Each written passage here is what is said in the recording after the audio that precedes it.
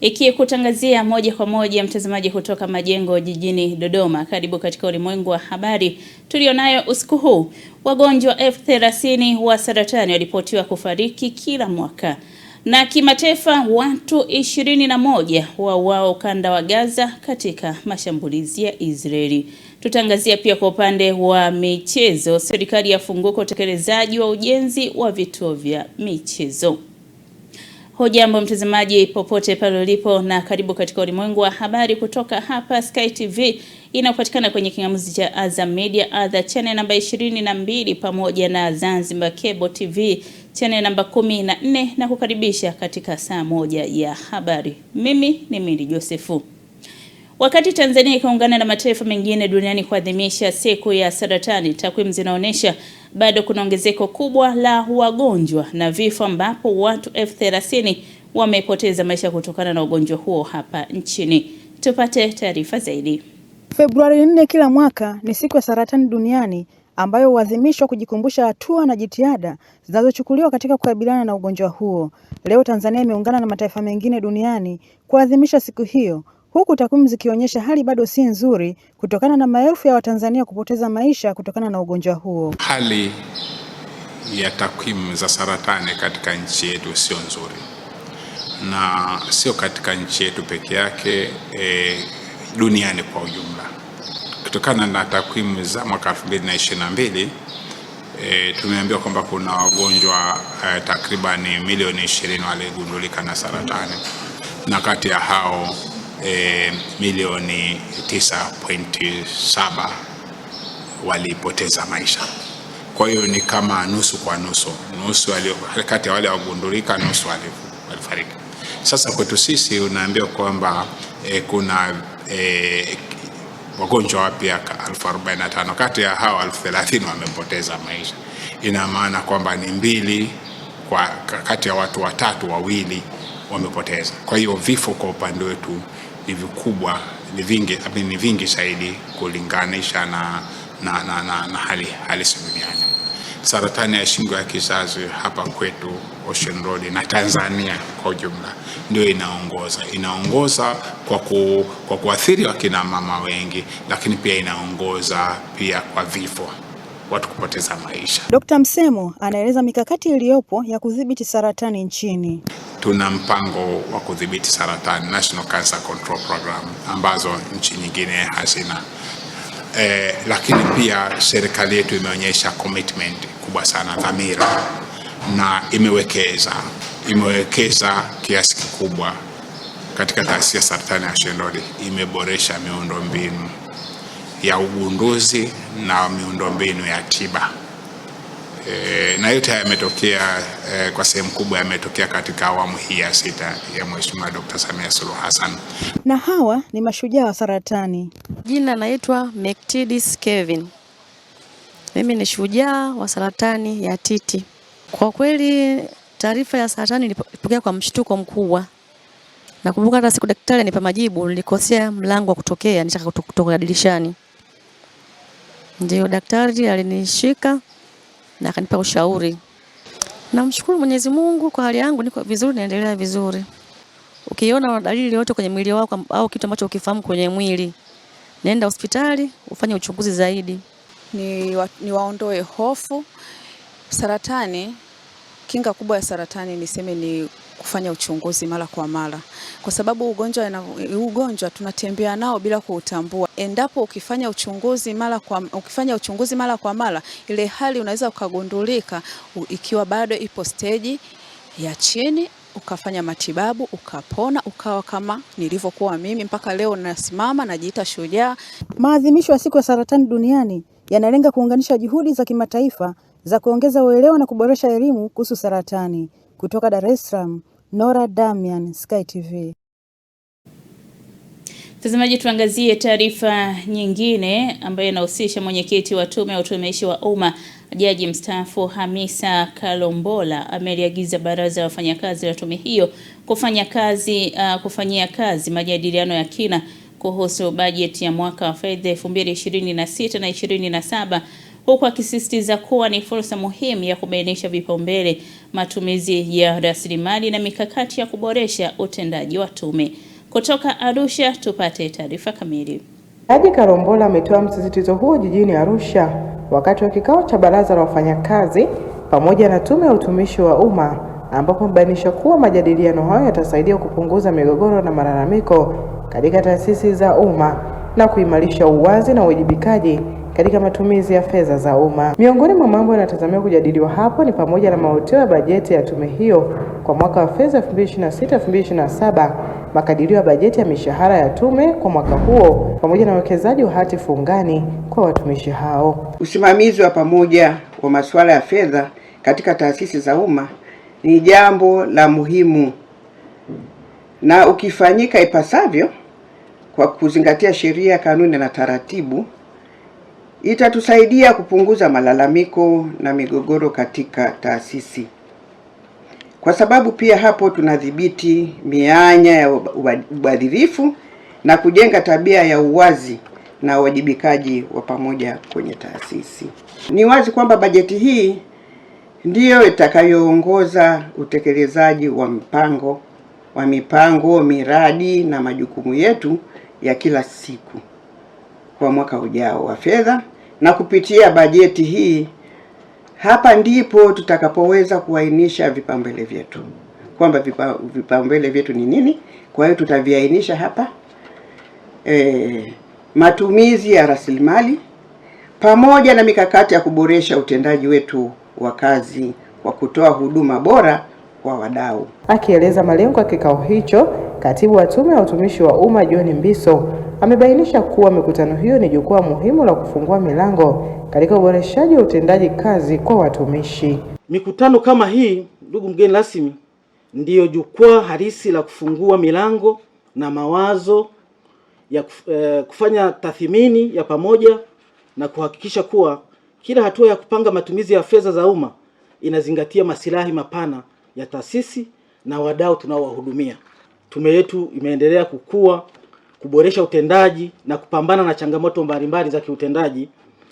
Hata hivyo, mafanikio tulionayo leo ni matokeo ya ushirikiano wa kila mmoja wetu, kuanzia ngazi ya chini hadi ya juu. Na ndio maana hili ni baraza la wafanyakazi, lina uwakilishi wa level zote za watumishi wa tume ya utumishi wa umma. Mikutano kama hii, ndugu mgeni rasmi, ndiyo jukwaa halisi la kufungua milango na mawazo ya kufanya tathmini ya pamoja na kuhakikisha kuwa kila hatua ya kupanga matumizi ya fedha za umma inazingatia maslahi mapana ya taasisi na wadau tunaowahudumia. Inatoa fursa pana kwa watumishi kuweza kujadili mambo yao, kuweza kujadili bajeti ya tume na mipango mingine kwa ajili ya maslahi ya watumishi. Na kimsingi katika baraza hili ambalo linaelekea mwishoni, limetoa fursa pana kwa watumishi kupitia bajeti, maoteo ya bajeti na mapendekezo mbalimbali. Kutoka mkoani Arusha, Amina Ngahewa, Sky TV. Asante mwandishi wetu kwa undani wa taarifa hiyo. Tuangazie taarifa nyingine. Serikali ya Jamhuri ya Muungano wa Tanzania imesema katika kipindi cha mwaka 2020 hadi 2025 jumla ya miradi 10 ya kuhifadhi mazingira na kuhimili mabadiliko ya tabia nchi yenye thamani ya takriban shilingi bilioni 97.6 imetekelezwa na kukamilika Zanzibar. Hayo yamebainishwa bungeni jijini Dodoma leo na naibu waziri ofisi ya makamu wa rais muungano na mazingira Dr. Festo Dugange wakati akijibu swali la mbunge wa Mtambwe Mheshimiwa Rashid Habibu Ali aliyetaka kufahamu Zanzibar inanufaikaje na fedha za mazingira zinazotolewa na wafadhili. Serikali hii ya awamu ya sita inayoongozwa na Mheshimiwa Dr. Samia Suluhu Hassan imeweka kipaumbele cha hali ya juu kwenye sekta ya mazingira, na hata kwenye dira ya maendeleo 2550 kati ya nguzo tatu, nguzo moja inachukua swala la uhifadhi wa mazingira na ustahimilivu wa mabadiliko ya tabia nchi. Kwa naomba kwanza nikuhakikishie kwamba serikali hii na kupitia Mheshimiwa Rais amekuwa kinara na mdau nambari 1 wa mazingira kupitia 27 ya kijani. Ameendelea kuhamasisha. Kwa kwanza nishukuru nafasi hii kuhamasisha waheshimiwa wabunge wote, lakini pia viongozi wote wa mikoa na wilaya kuhakikisha kwamba ajenda ya uhifadhi wa mazingira inakuwa ajenda ya kudumu katika vikao vyao na shughuli zao za kila siku. Lakini kama itoshi, Mheshimiwa Mwenyekiti, nchi yetu ya Tanzania hivi sasa ni makamu mwenyekiti wa Umoja wa Mataifa, makamu wa rais wa Umoja wa Mataifa wa swala la mazingira, UNEP namba 8, ambayo Mheshimiwa Waziri wa nchi ofisi makamu wa rais Mheshimiwa Hamad Yusuf Masauni amechaguliwa Nairobi mwezi uliopita. Ni makamu wa rais wa dunia katika swala la mazingira. Kwa hivyo kupitia nafasi hiyo tunayo fursa nzuri ya kuendelea kupata miradi ya mazingira na kuboresha mazingira yetu. Lakini Mheshimiwa Mwenyekiti, kwa kujibu maswali ya Mheshimiwa mbunge, kwanza fedha za wafadhili, fedha za ndani na wadau mbalimbali zinazoletwa kwa shughuli za maendeleo ya mazingira zinagawanywa kwa pande zote mbili, kwa upande wa Serikali ya Mapinduzi Zanzibar pamoja na Jamhuri ya Muungano wa Tanzania, kwa kuzingatia uhitaji na vipaumbele vya pande zote mbili. Na swala hili tutaendelea kulifanya hivyo. Mheshimiwa Mwenyekiti, nimekushia Mheshimiwa mbunge, tumeshafanya kazi kwenye maeneo yenye changamoto. Kwa mfano, mradi wa kurejesha ardhi iliyoharibika wilaya Kaskazini A, maeneo ya kuhifadhi fukwe zilizoathiriwa na ongezeko la kina cha maji, Sipwese Zanzibar, Pemba, pamoja na maeneo mengine mengi tuendelea kufanya hivyo. Lakini jambo la pili, mkakati wa kuendelea kuboresha maeneo ambayo yana changamoto hizo, ikiwepo eneo la Mtambwe Mkuu, tutakwenda kufanya tathmini kwa kushirikiana na Serikali ya Mapinduzi ya Zanzibar, na mara fedha za wafadhili zikipatikana tutahakikisha tunafanya utekelezaji wa maeneo hayo. Mtazamaji, unaendelea kutazama Ulimwengu wa Habari kutoka hapa Sky TV tulionayo usiku huu. Mkurugenzi wa jiji la Mbeya amewataka watendaji kusimamia kwa weledi mikopo ya 10%. Karibu tena mtazamaji, unaendelea kutazama Ulimwengu wa Habari kutoka hapa Sky TV. Mimi ni Mindi Josefu. Mkurugenzi wa halmashauri ya jiji la Mbeya amewataka watendaji wa kata na maafisa maendeleo ya jamii kusimamia kwa weledi utoaji wa mikopo ya 10% kwa wananchi kwa kufuata sheria, kanuni na taratibu ili kupunguza migogoro inayotokea baina yao na wananchi. Mwandishi wetu ana maelezo zaidi. Justice Kijazi amesema hayo wakati wa mafunzo yaliyotolewa kwa watendaji wa kata na maafisa maendeleo ya jamii kwa lengo la kuwapa elimu ili waweze kufanya kazi kwa weledi, huku wakiahidi kuunda tume itakayochunguza migogoro iliyopo. Baada ya kwamba tumewasikiliza wananchi kwenye mikutano mbalimbali, sasa tunarudi ndani kukaa na watendaji wetu kuhakikisha kwamba watendaji wanafanya kazi zao kwa kufuata sheria, kanuni na taratibu.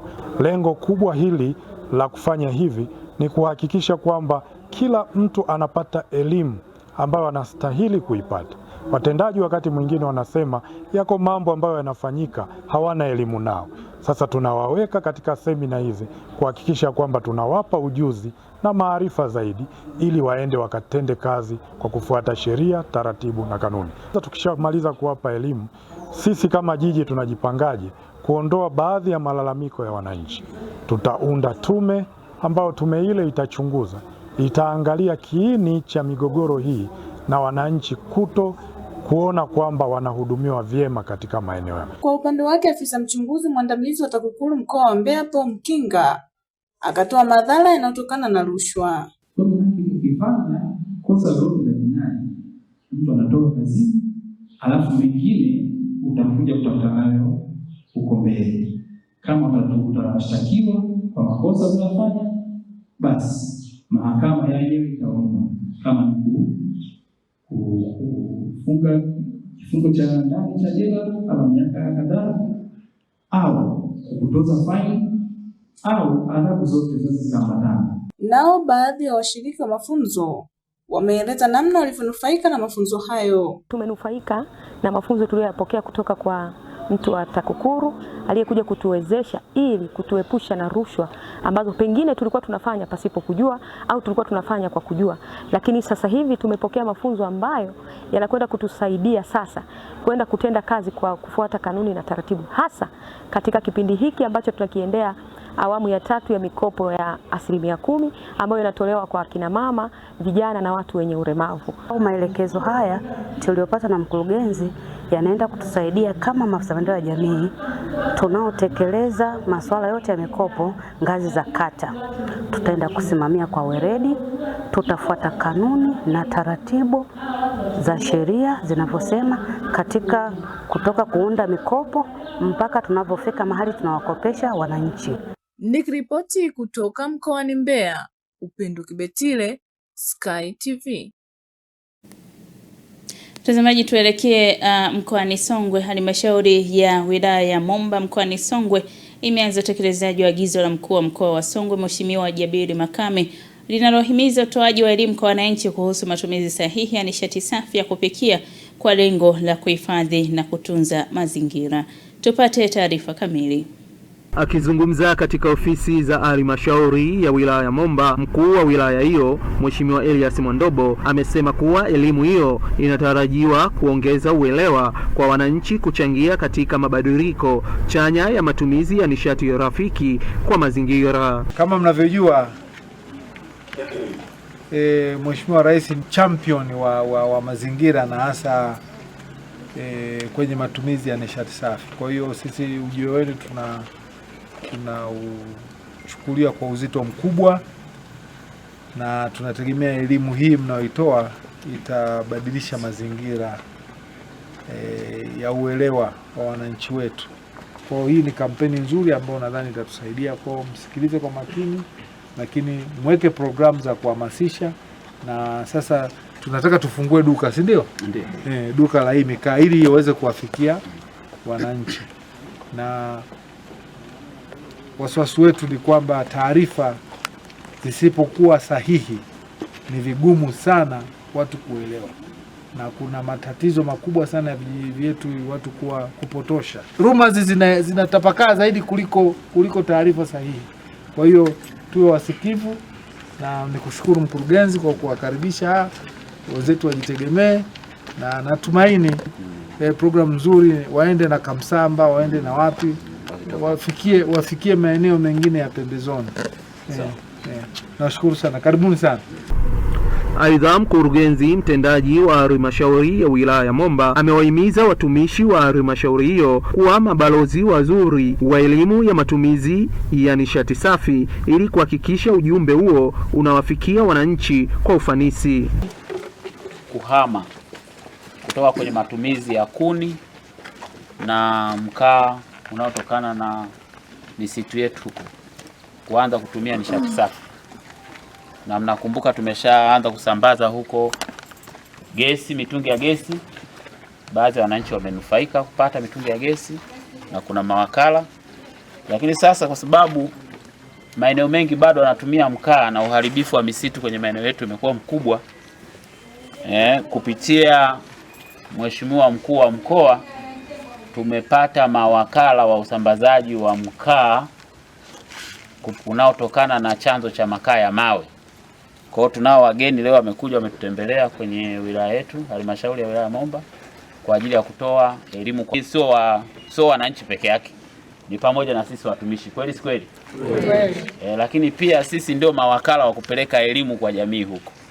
Kwa hiyo nimeona ni vizuri kabla hawajaenda huko kwa wananchi wetu, sisi wenyewe kwanza tupate hilo darasa dakika 5 hapa.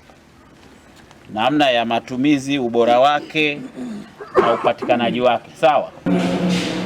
Mkaa huu kwanza awali ya yote unatusaidia katika kutunza mazingira, ambayo ni ajenda kuu kutoka kwa Mheshimiwa Rais wa Jamhuri ya Muungano wa Tanzania, ambaye lengo lake kubwa ni kuhakikisha mazingira yanahifadhiwa na kutunzwa kwa ajili ya kizazi kilichokuwa kijacho, kwa kuhakikisha uoto wa asili unabaki kuwepo na pia unahifadhiwa na kutunzwa. Kwa hiyo Rais wetu Mama Samia Hassan Suluhu anatuhamasisha tuanze kutumia nishati mbadala, ambao mojawapo ni haya makaa ya mawe. Nikiripoti kutoka mkoani Songwe, mimi John Kiango, Sky TV. Asante John Kiango kwa undani wa taarifa hiyo. Mtazamaji, tuangazie taarifa nyingine. Mkuu wa wilaya Geita Hashim Komba amewaagiza wakuu wa vituo vya afya, zahanati pamoja na hospitali kuweka kipaumbele cha kuwahudumia kina mama wajawazito pamoja na watoto wanaofika katika sehemu za kupata matibabu. Taarifa zaidi na mwandishi wetu kutoka mkoani Geita.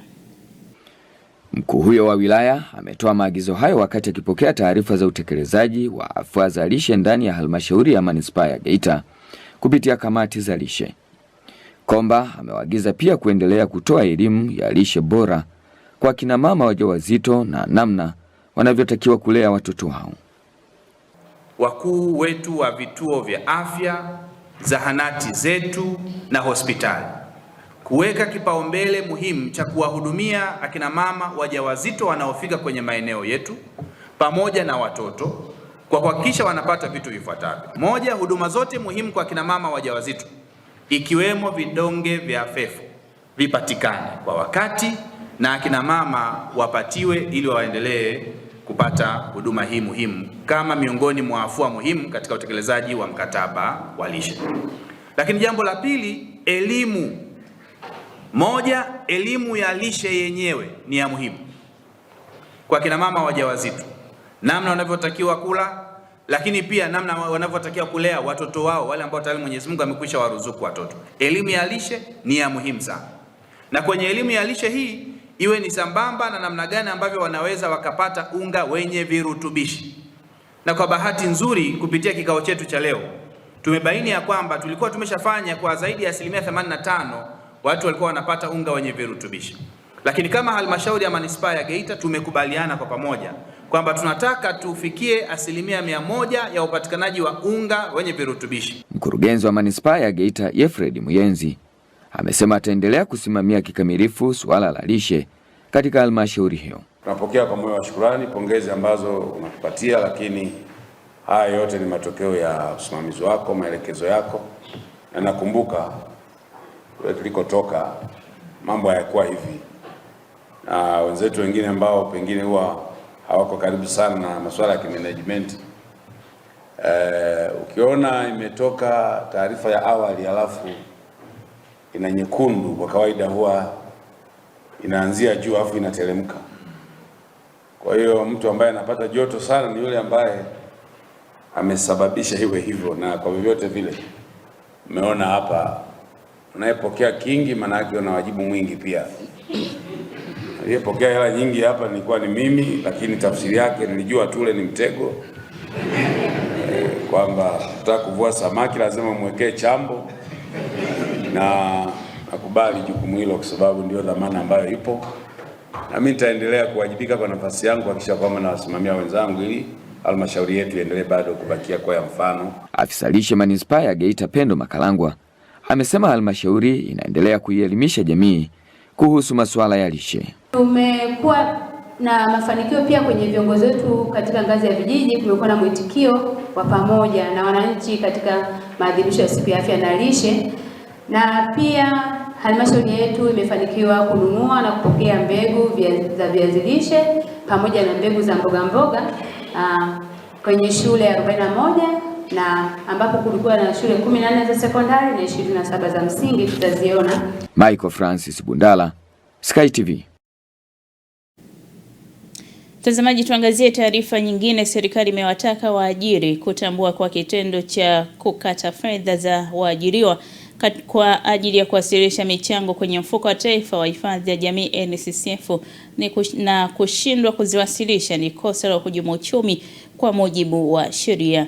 Kauli hiyo imetolewa na Katibu Tawala wilaya ya Mtwara Richard Mwalingo wakati wa jukwaa la pamoja kati ya NSSF na waajiri iliyofanyika katika ukumbi wa Benki Kuu ya Tanzania BOT tawi la Mtwara uliopo manispaa ya Mtwara Mikindani. Kuna gap kubwa sana ya waajiri wetu, ama ya uelewa ama wa makusudi wa kushindwa kulipa michango kwa wakati. Hivi tunavyozungumza tuna bilioni 3.7 bado hazijalipwa, ziko kwa waajiri. Tatizo sio kukata michango. Kukata michango wanakata vizuri, lakini hawawasilishi pale wanapostahili.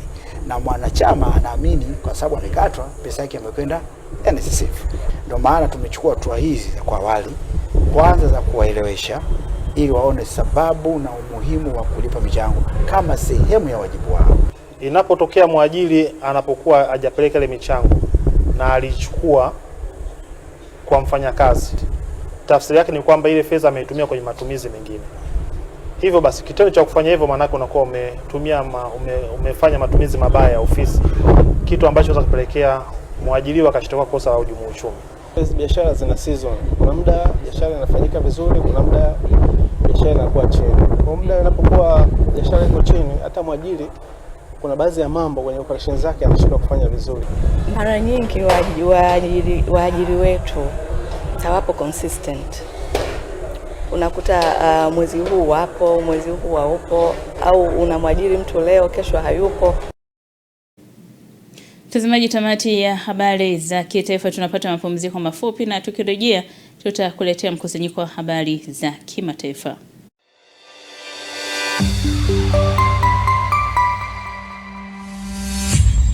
Sky TV. Habari, jina langu ni Sarah kutoka ya ZIC. Kazi yangu ni kukuongoza katika kufanya maamuzi sahihi ya kujikinga wewe na mali yako dhidi ya majanga yasiyotarajiwa kwa kupata bima kutoka ZIC. Je, unaifahamu ZIC?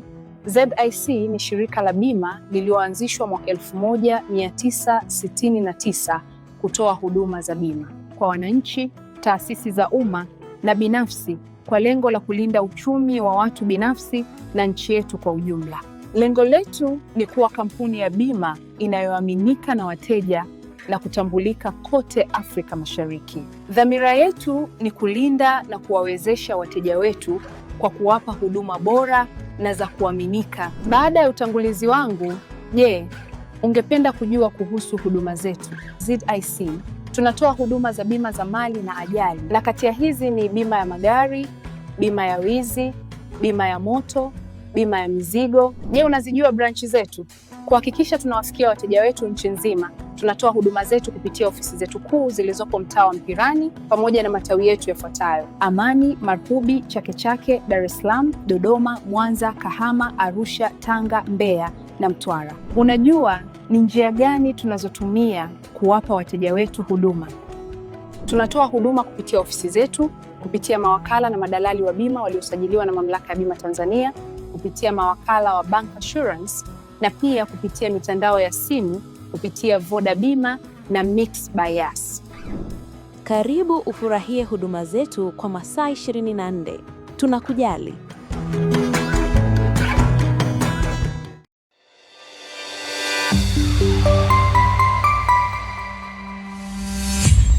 Sky TV.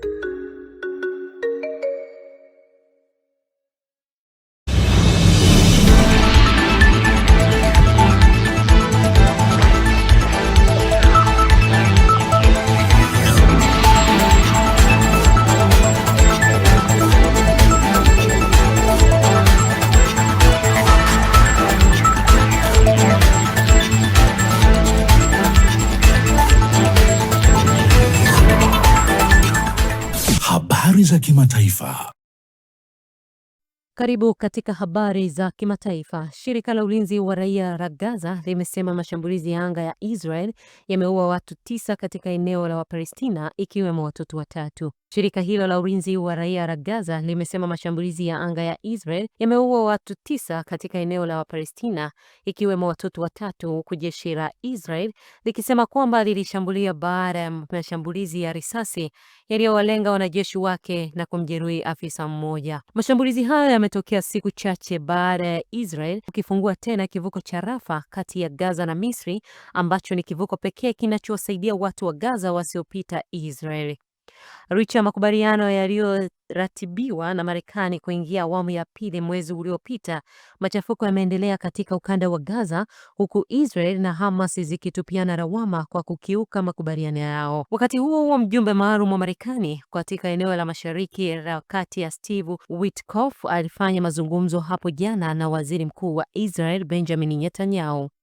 Jeshi la Sudani limesema limeuvunja mzingiro wa miaka mingi katika mji wa Kudugli na kutoa matumaini kwa maelfu ya watu wanaokabiliwa na kitishio cha balaa la njaa na kuashiria mabadiliko katika mwelekeo wa vita vinavyoikumba nchi hiyo. Mji wa Kudugli na mji jirani wa Al-Daraj ilikuwa imezingirwa tangu kuanza kwa vita nchini Sudani kati ya majeshi ya serikali na vikosi vya RSF.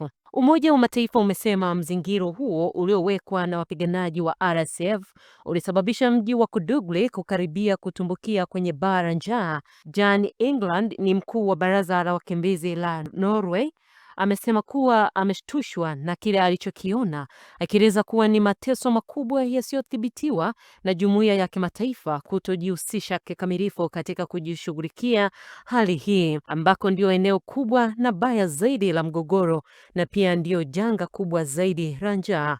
Takribani watu 147,000 ambao ni 80% ya idadi ya watu wa Kodugli walilazimika kukimbia mji huo. Kansela wa Ujerumani Friedrich Merz leo anaanza ziara yake ya kwanza katika eneo muhimu lenye utajiri na kimkakati la Ghuba.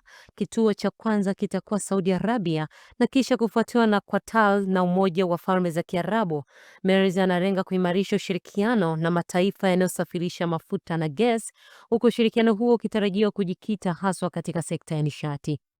Mazungumzo yake pia yatagusia mikataba ya silaha. Serikali zilizopita zilikuwa makini katika suala la mauzo ya silaha kwa nchi hizo tatu kutokana na masuala ya haki za binadamu na ushiriki wao katika migogoro ya kikanda. Ajenda nyingine itakuwa ni kuongeza kwa mvutano kati ya Iran na Marekani na hofu ya kuzuka kwa vita vipya mnamo wakati Rais Donald Trump akiendelea kutishia uongozi wa Teherani. Mwisho wa habari za kimataifa. Langu jina ni Zinazile Mswima.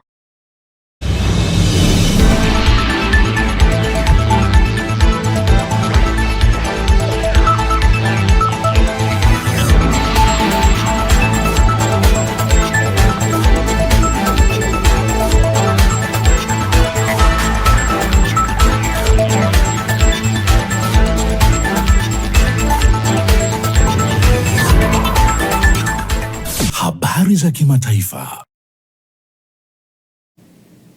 Mtazamaji, mkusanyiko wa habari za kimataifa unatupa wasaa wa kuelekea dimbani sasa kuangazia ya kimichezo, na mwanamichezo Lai Saidi yuko hapa ndani kutujuza ya kimichezo.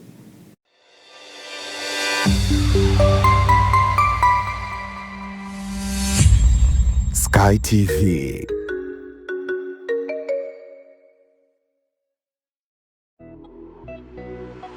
Uongozi wa shule za Iyula Malaika Pre and Primary School zilizopo Ntyuka Dodoma na Mantengu B mji wa Vwawa mkoani Songwe unatangaza nafasi za masomo kwa wanafunzi wa awali na msingi. Kwa wanafunzi wa awali, shule inapokea watoto kuanzia umri wa miaka 2 na kuendelea. Na kwa wanafunzi wa elimu ya msingi, shule ya Iyula Malaika iliyopo Ntyuka jijini Dodoma inapokea wanafunzi kuanzia darasa la 1 mpaka la 4. Na shule ya Iyula Malaika iliyopo Vwawa mkoani Songwe inapokea wanafunzi kuanzia darasa la 1 hadi la 5. Mzazi au mlezi unakaribishwa kumleta mwanao katika shule za Iyula Malaika kwa elimu bora zaidi. Kwa mawasiliano zaidi piga simu namba 0745557379 au 0742062424 na 0793186716.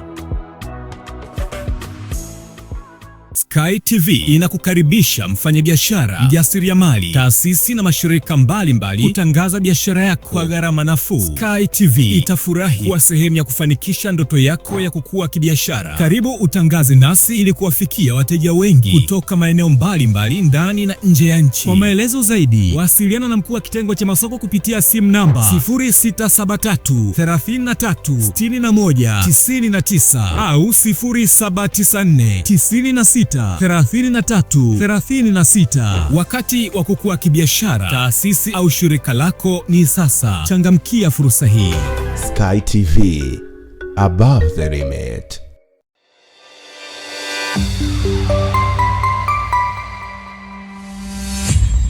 Sky TV. Michezo na burudani imeletwa kwenu na ZIC.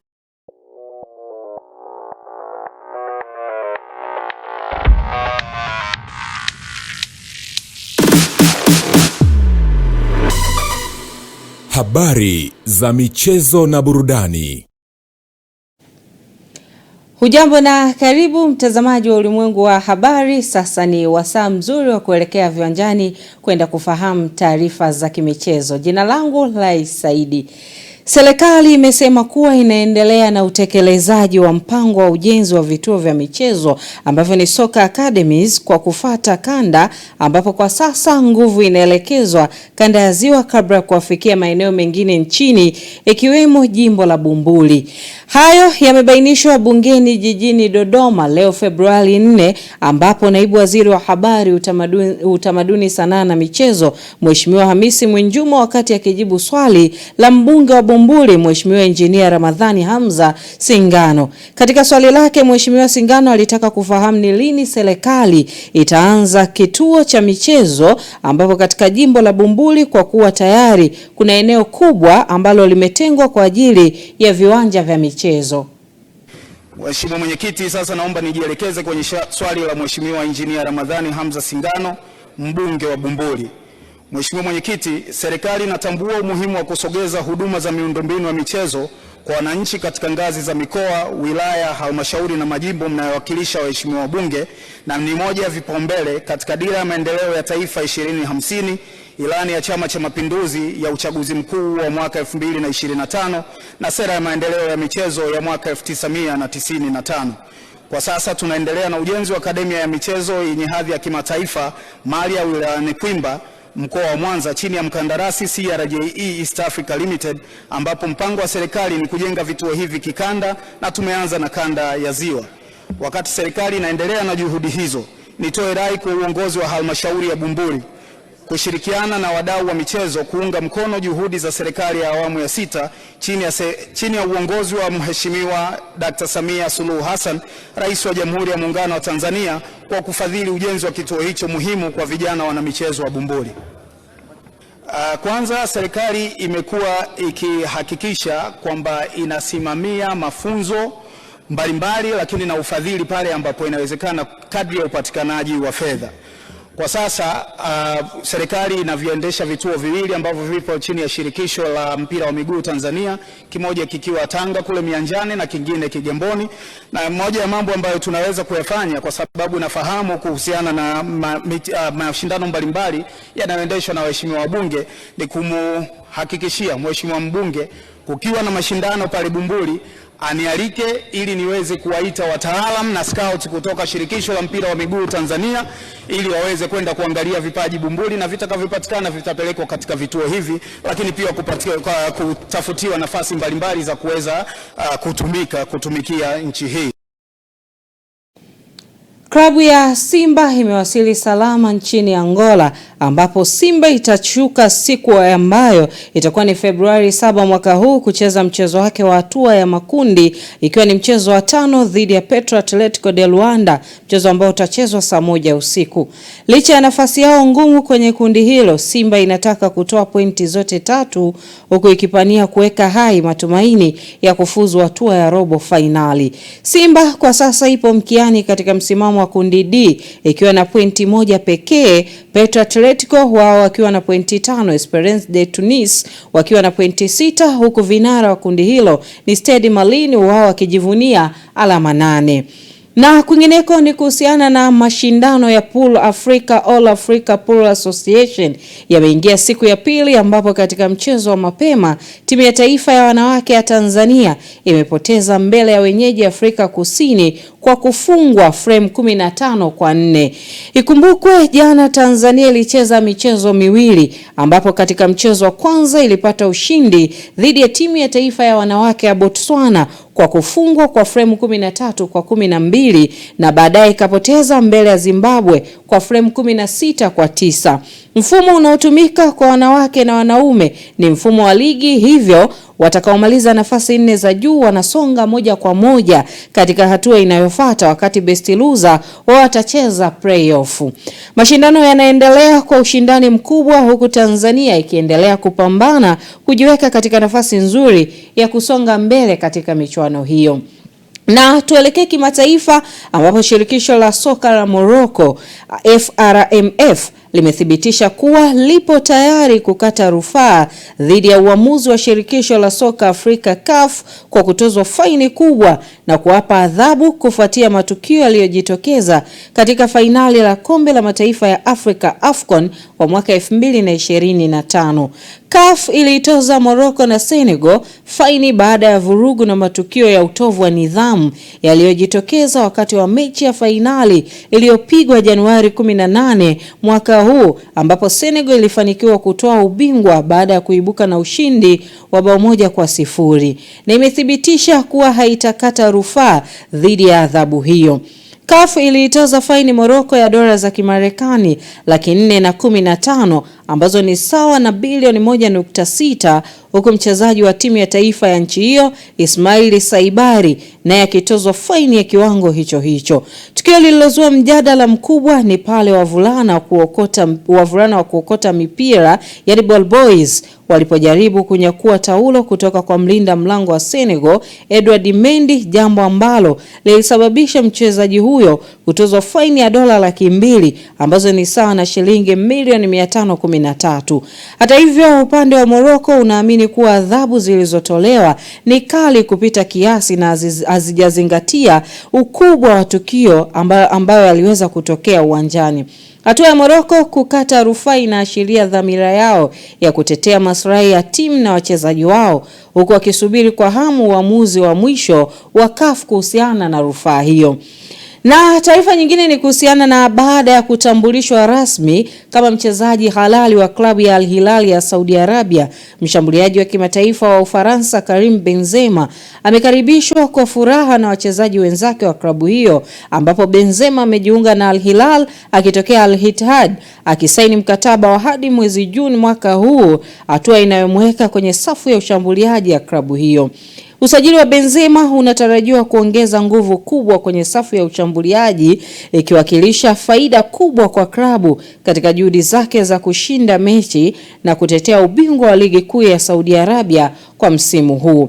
Mashabiki wa Al Hilal wanasubiri kwa hamu kuona Benzema akianza kushirikiana na wenzake, wakitarajia mchango mkubwa kutoka kwake na ushindi na kuendelea kuinua heshima ya klabu hiyo ndani na nje ya Saudi Arabia. Taarifa hiyo, mtazamaji, inatufikisha tamati ya habari za michezo na burudani. Mindi Joseph yuko hapa kutamatisha ulimwengu wa habari. Michezo na burudani imeletwa kwenu na ZIC.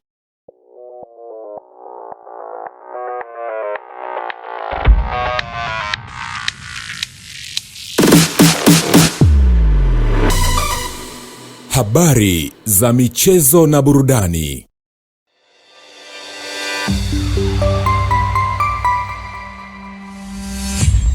Sky TV. Habari, jina langu ni Sarah kutoka ya ZIC. Kazi yangu ni kukuongoza katika kufanya maamuzi sahihi ya kujikinga wewe na mali yako dhidi ya majanga yasiyotarajiwa kwa kupata bima kutoka ZIC. Je, unaifahamu ZIC? ZIC ni shirika la bima lililoanzishwa mwaka 1969 kutoa huduma za bima kwa wananchi, taasisi za umma na binafsi kwa lengo la kulinda uchumi wa watu binafsi na nchi yetu kwa ujumla. Lengo letu ni kuwa kampuni ya bima inayoaminika na wateja na kutambulika kote Afrika Mashariki. Dhamira yetu ni kulinda na kuwawezesha wateja wetu kwa kuwapa huduma bora na za kuaminika. Baada ya utangulizi wangu, je, ungependa kujua kuhusu huduma zetu? ZIC tunatoa huduma za bima za mali na ajali, na kati ya hizi ni bima ya magari, bima ya wizi, bima ya moto, bima ya mizigo. Je, unazijua branchi zetu? Kuhakikisha tunawafikia wateja wetu nchi nzima, tunatoa huduma zetu kupitia ofisi zetu kuu zilizopo mtaa wa Mpirani pamoja na matawi yetu yafuatayo: Amani, Marubi, Chake Chake, Dar es Salaam, Dodoma, Mwanza, Kahama, Arusha, Tanga, Mbeya na Mtwara. Unajua ni njia gani tunazotumia kuwapa wateja wetu huduma?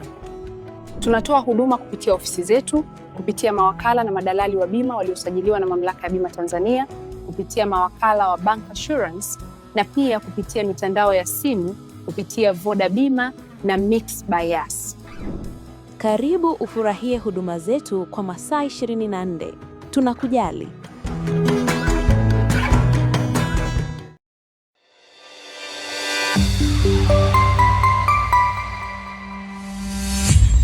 Sky TV.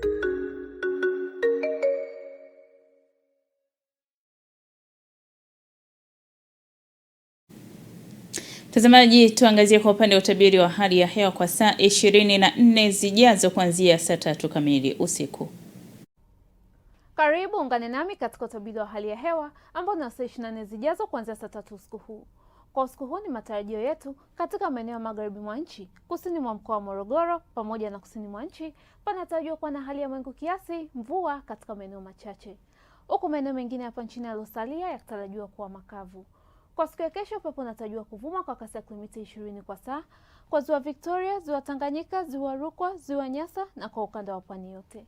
Hali ya ziwa pamoja na hali ya bahari inatarajiwa kuwa na mawimbi madogo.